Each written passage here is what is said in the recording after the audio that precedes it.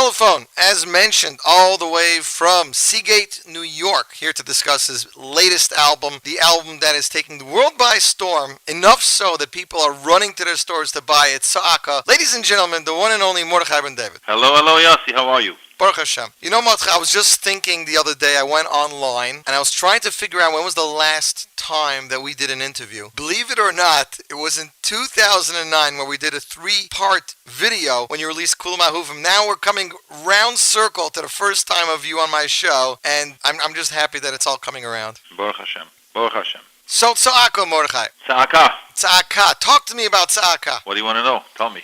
I want to know why Tzeakah. Why Tzeakah? Why now? 13 tracks. It's been a while since you released your last album. I believe it was about 3.5 years ago that word made its way to us in the music industry that you were in Eretz Yisrael working with Yossi Zweig. And 3 years ago, 3 years ago summer. 3 years ago, summer. And then I heard you were working with Yidel. And then all of a sudden I get 13 tracks and I only see Yoeli's working on one of those tracks. So what happened Two of the tracks. So what happened in the interim? It's a long, complicated story, but to make it bekitzur, I started working with Yossi. We recorded 12 songs, and simultaneously, I didn't know about Yidel, and Yidel didn't know about me. He didn't know I was working on this album, so he recorded as a surprise to me. He recorded 18 songs for me. Wow. So we had 30 songs. Now, with Yossi, I recorded in Israel all the music and all the choirs, and many of the vocals as well, my vocals. When I came back, I was listening to the choir, and the choir, although sounded beautiful, but the color of the choir was not what I'm used to. I'm used to the color of Shira, which has a certain warmth that it was lacking. So I brought down, it took a while, but I brought down Yossi to New York when he was not as busy as he is usually. He came down, he came on a Sunday morning, and he left on Thursday afternoon, back to Eretz Yisrael, and in that week, we sat in the studio with intensity, and we recorded. We added to the choir that existed, just to give it more the color that I wanted, the entire album. He was recording on a small hard drive, which is a big no-no. So if anybody's listening out there that records music, you should know you never record on a small hard drive. No portables allowed. No portables. In the middle of the last song, his hard drive crashed, and he lost all the information. Wow. He went back to Israel, and he was looking for a company, which took also a while till he found a company that was able to retrieve it. But they told him that it's going to take a long time, and that long time took a half year. We got all the information, but it took a half year.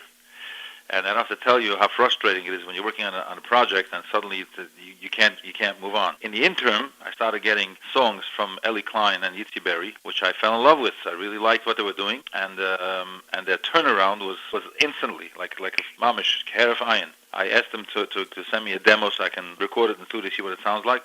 Within a day, I had everything. Wow. So every time they sent me a song, I just got it. I got it instantly. So I said, well, that's the way to go. Instead of waiting a half a year to retrieve a choir. So between all that was going on, we had like 45 songs recorded. 45 songs? Yeah, 45. I don't remember the exact number, but wow. I got a ton of stuff, a ton of material from Eli Klein and Yossi Zweig as well. And then I decided to start doing vocals on whatever was not done yet, and from that I decided to choose the songs that I felt was best for this project. So, being I had so many songs, instead of putting on 10, which is the usual, I decided I got to put on at least 13. Well, as a fan, I appreciate the extra songs, but as somebody who I would say knows a little bit about Mordechai Ben David and his recording style, you tend to always, from what I remember, always over-record more than 10 songs per album before you actually put them on, correct? Yeah, but that's just a few extra songs, not this many. never recorded 40 songs. No, right. Totally out of line. And just to mention to the listeners that many people have asked about iTunes, why it hasn't been on iTunes. We had complications with the companies that do the uploading to iTunes. For some reason, I don't know if it has to do with only the Jewish religion, but anything that doesn't have an English title on the front cover, they refuse to upload. So we've been going back and forth with different companies. So it was on for like 2 hours and went back off, and the pricing was wrong. But we hope that within the next day or two it should be up and running properly. Well, we are looking forward to it. I wanted you to know that I pre-ordered it, believe it or not. Yeah, Baruch Hashem, the feedback has been incredible. Baruch Hashem, people are like off the hook. Messages, text messages, WhatsApps, and emails and phone calls. It's just, I've never had anything like this before. Baruch Hashem, Baruch Hashem. Baruch Hashem. I tell you something, another phenomenon that has happened in the last couple of days. Mm-hmm. I've gotten several requests from people who said they have the album, they love the album, and but they got it on a WhatsApp group and they know it's not fair. So one guy wrote to me, he says, it's very interesting that people would appreciate an album and listen to it over and over again. They got it on a WhatsApp group and they wouldn't spend the $10, which is something that they have enough from constantly over and over and over again. Right. The guy walks in. One guy wrote to me, said, if a guy walks into a pizza shop to eat lunch, it costs him $10, and he enjoys it for 10 minutes, then he'll probably get a stomachache. But this is something that a guy will listen to over and over and over again, and everyone knows and understands the kind of money and the effort and hours and endless hours that goes into an album. Why wouldn't a person have the seichel to pay $10? So this guy requested. He said, I finally got your phone number. It took me 6 people to get to you, but I want to pay for it. That was the first guy. Then we got from other people to say, we'd like to pay. We got it from the WhatsApp group, and we feel it's not fair to you or to the people who produced it, and we want to pay for it. Right. So actually, because of that, we set up an account, a Chase Quick Pay account. Really? Called paymbd@gmail.com. And the people started, it's unbelievable. People are mamish responding, and I guess they feel guilty for some reason. Some people still have some guilt feeling. And it's pouring in. People are paying. I wonder if you're going to get more payments come Elul time. It's amazing. Amazing, truly amazing. So, Mordechai, I've been going through your album. I see 3 songs from you, 5 songs from Eli Klein, 2 songs from Yitzhak Fuchs, 2 songs from Yossi Green. I don't even know where to begin. I mean, you've been composing for so many years, and I'm still amazed by it. I wanted to mention the song that you composed that you released for your granddaughter's wedding when Yidol's daughter got married, Ba'i Kala. Now, I actually went back online because this was released as a single, and I listened to it. The original song that you released then, not only didn't have the same arrangement, you didn't have Yidol there doing this Oile Yufazan. Yeah, it came along with the new arrangement. That's amazing. And you know what? It adds so much more flavor, and it's amazing that you composed the song, at the time of that chasana, and over here, the father of the Kalas, getting to add a little bit of a taich, I guess, up in a little bit of harmony. Absolutely, yeah. And from what I've been hearing, people are playing this at chasanas literally left and right. Yeah, I just got a clip. Someone sent me a clip from last night, some wedding with Shiro singing with the big Freilich band.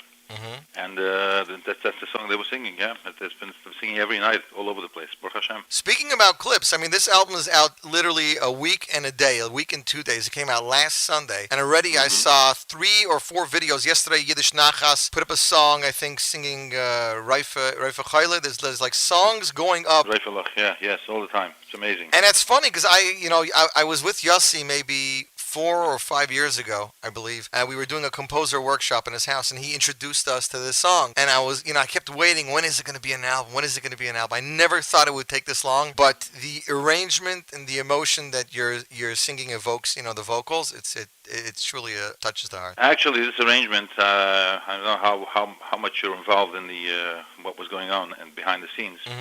There was a different arrangement, which was written by Ami Cohen originally. Yes, Yossi did tell me that. And that's the one that someone stole off my phone at the night that I recorded the choir. Someone took my phone in Israel, asked me for I need a phone for a favor. And he went outside, stepped outside for a second, and sent it to himself. And that same day, it was all over the internet.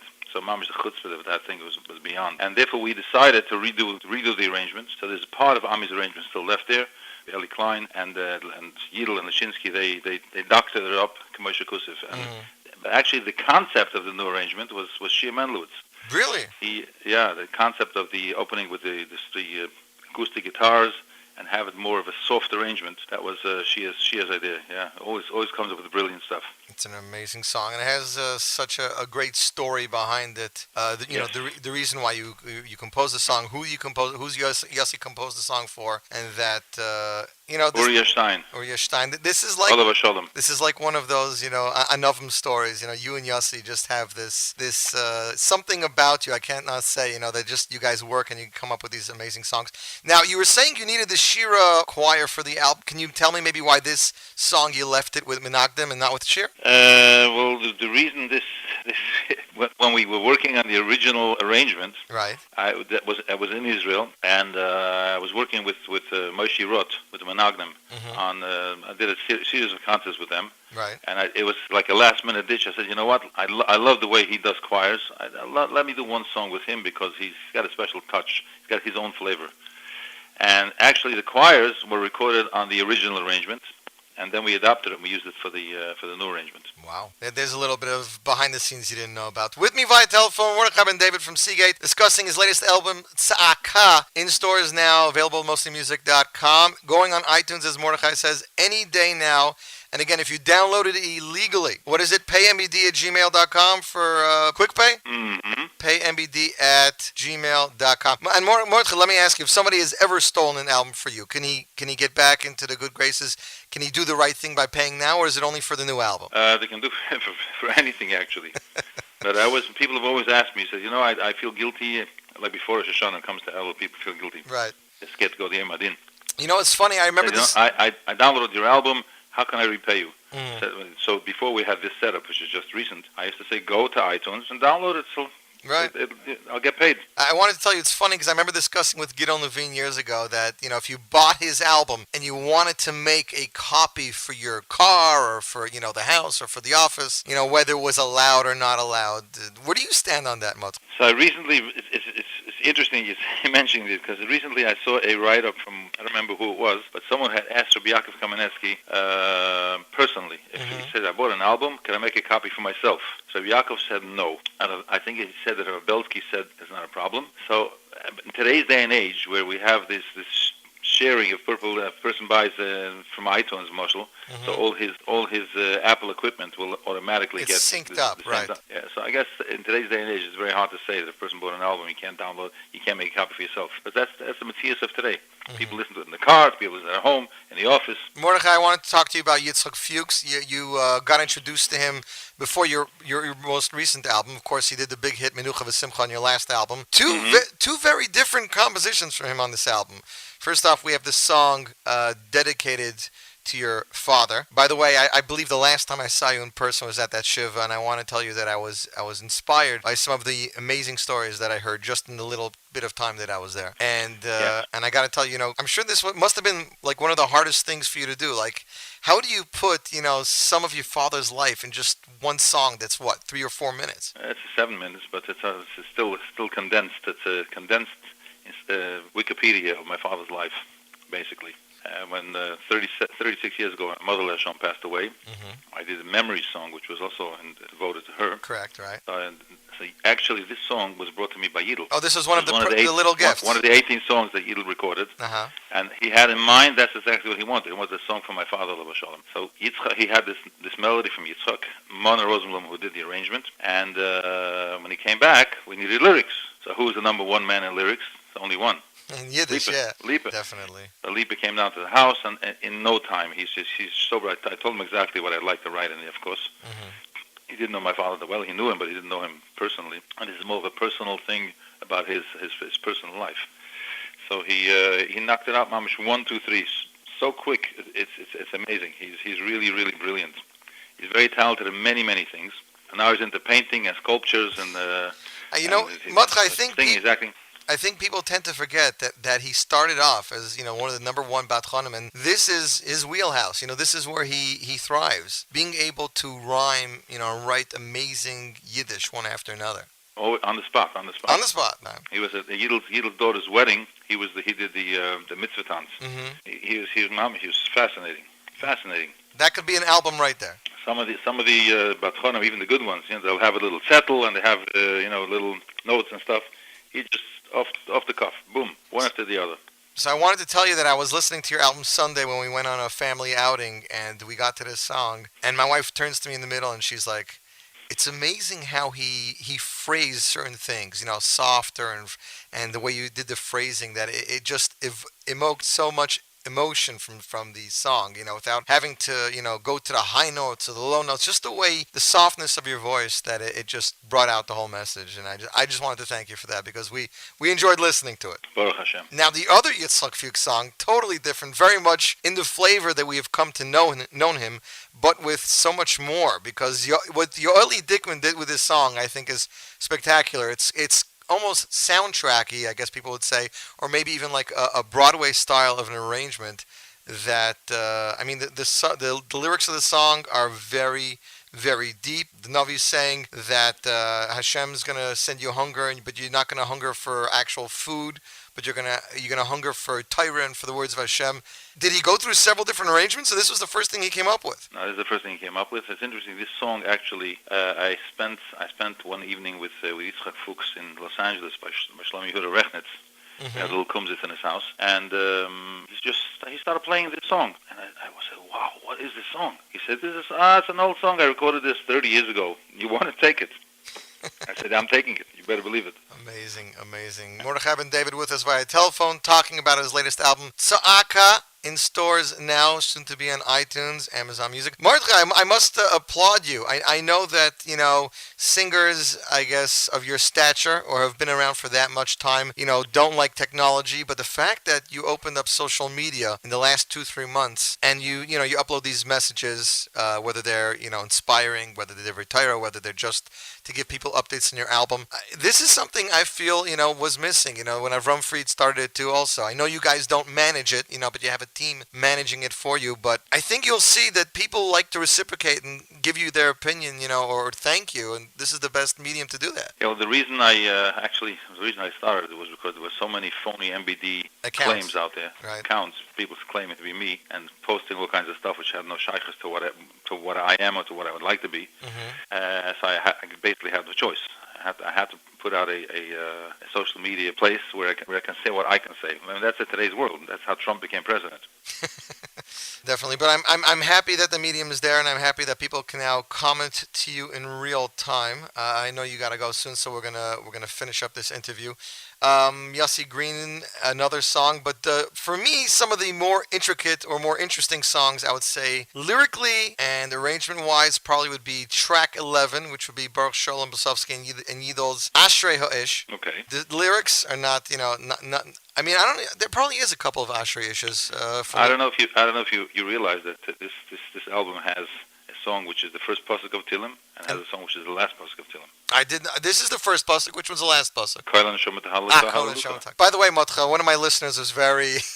He didn't know if he should be upset or not, because I announced the song as Kol HaNeshama, and then I played this song, and I bumped into him in the street here in Lakewood. His name is Yoni, and he goes, Why did you call the song Kol Neshama? I said, what did I say wrong? He said, it's called Al Kol Neshima.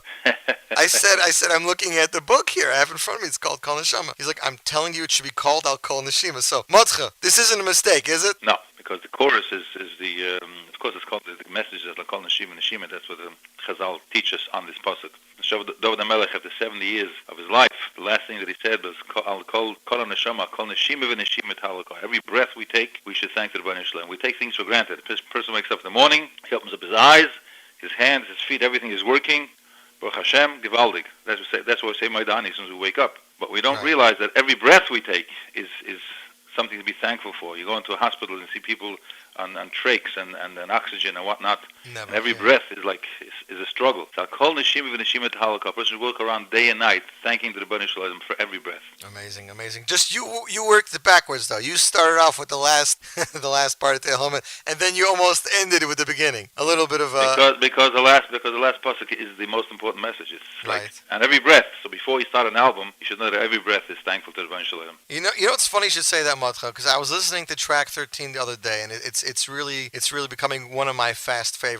And here's something that I wanted to discuss with you. A lot of listeners are under the perception that the last tracks on the album are the ones that the singer really wanted to kind of, hide at the end and bury. But people like me and you who are in the industry know that the last track is actually the opposite, because I'm going to give you something so tasteful at the end that you're going to start the CD all over again. So how easy or how hard was it to decide to put Hevel Havolim as the last track? I'll tell you something. This particular album, it was always a question of placement. Where do you put this song? Where do you put that and the other song? Mm-hmm. And if you'll notice, take a song like Reifelach, which is a phenomenal song. Where is it? All the way towards the end. Right. Why? Because it doesn't matter. This album, every single song is so good. And no matter where you put the song, it's great. But Yidel decided to put Hevel Havolim the last song because everything is said and done, we have to remember HaKoil Hovel. Yeah, no, it's a good chap. I got to tell you, the arrangement for this song is just something else. By the way, this song was recorded with Eli Laufer at the Shalta Ken album. So this is many years ago. Yeah, this is almost 15 years old then, probably. Yeah, this is leftover. It's Shirayim from that album. Wow. And see, Shirayim is good no matter when you get it, Motcha. If it tastes good, yes. A listener, David, in Australia, says that technically you haven't left fans open for 3 years because you appeared on Shlomo Yehuda Rechnitz' Shir Volume 1, Shir Volume 2.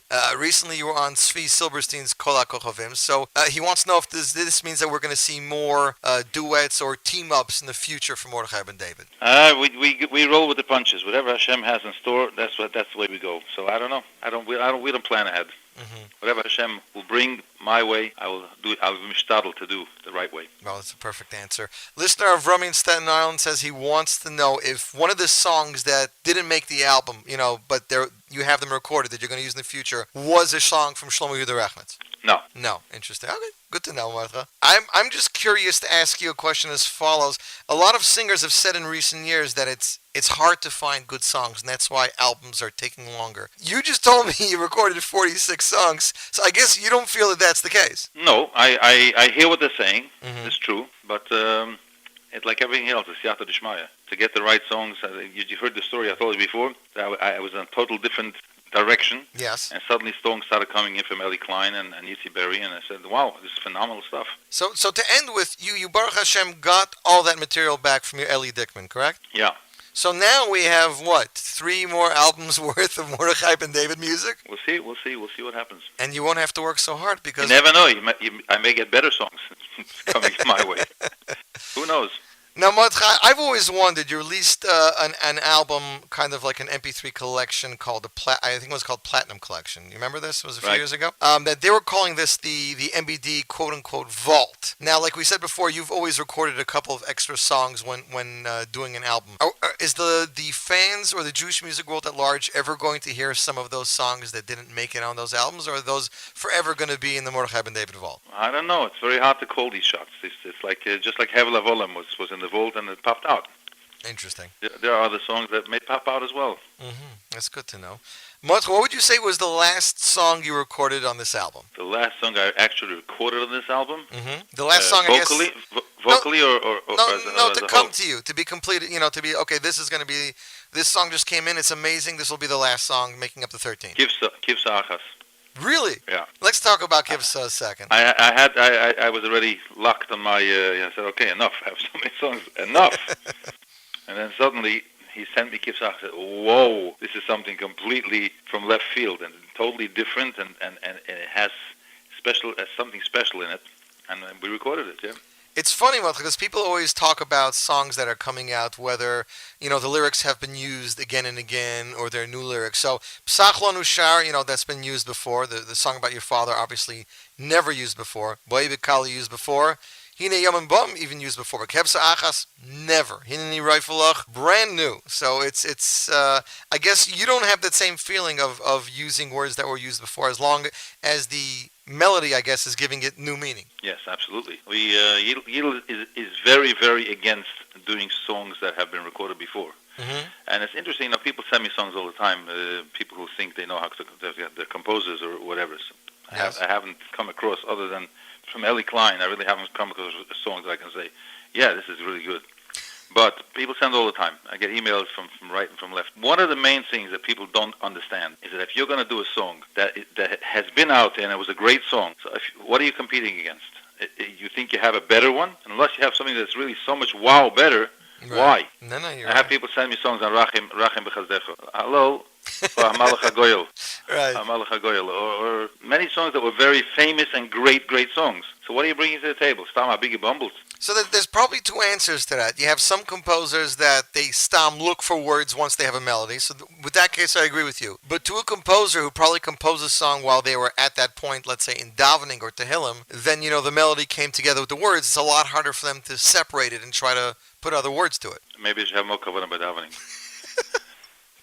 So Kevtza Achas, one of these most interesting songs in the album. Mordechai, let me ask you, since Eli Klein and Yossi Berry did the arrangement and Eli composed it, was the demo close to the final arrangement, or was it like night and day? It was very, very, it was based on the original arrangement. Mm-hmm. Basically, the entire arrangement is there, but it was technically enhanced with different sounds maybe and stuff like that, but the arrangement is the same that they've made. Mm-hmm. Now, Mordechai, since the last time I spoke to you, you kind of made a shtickle aliyah. You're at least half a year from what I hear in Eretz Yisrael. What's that like? Not yet. Almost half a year? What is it? No. We purchased an apartment, which is not ready yet. Right. And as soon as it'll be ready, then we'll start thinking of how long we'll be there and how long we'll be here. But, we're not there yet.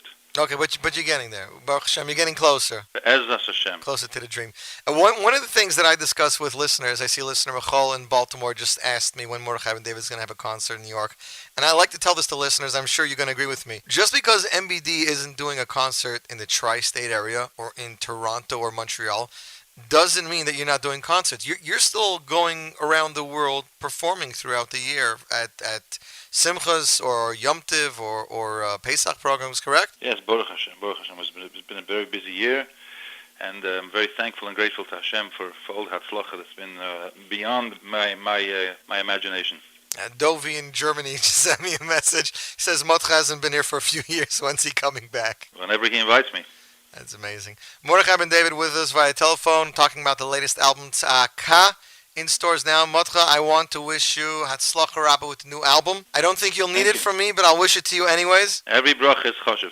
Okay, Hatzlacha Rabbah. I want to wish you Gitten Zimmer. Thank you, Gesundheit Zimmer, yeah, thank you. And we are looking forward to hearing 43 more songs whenever you're ready. Okay, all the best, and love to all the listeners. Shkoyach, Mordechai. Take care. Bye.